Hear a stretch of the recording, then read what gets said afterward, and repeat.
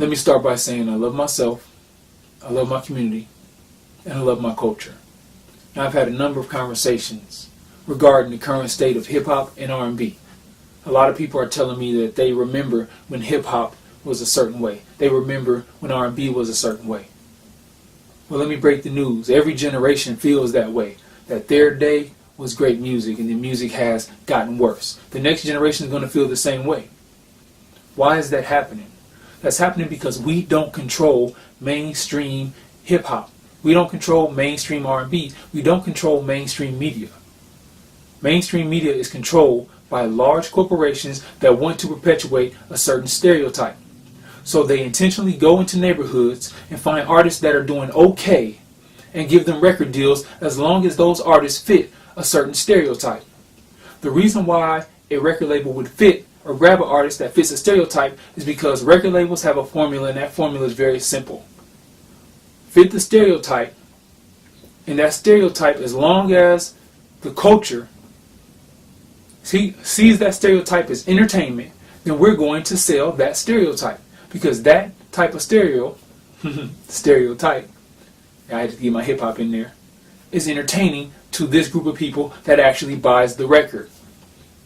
So if there's a group of people that are willing to pay for this stereotype, this type of music, then record companies are always going to seek out individuals to make an example of this stereotype. So we got to ask ourselves, are we stereotypes?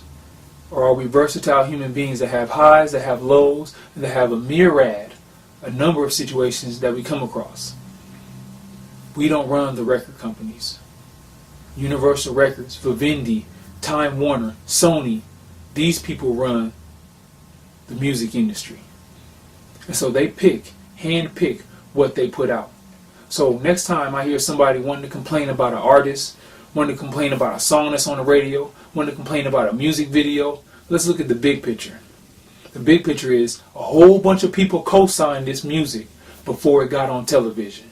And they weren't thinking about morals, they weren't thinking about values, they weren't thinking about our children, they were thinking about making dollars. And for every person that went out and bought that record, we might feel like we have the personal right to listen to whatever we want to, and that's true. But we have to ask ourselves, what cost? What cost are we willing to pay for this type of music?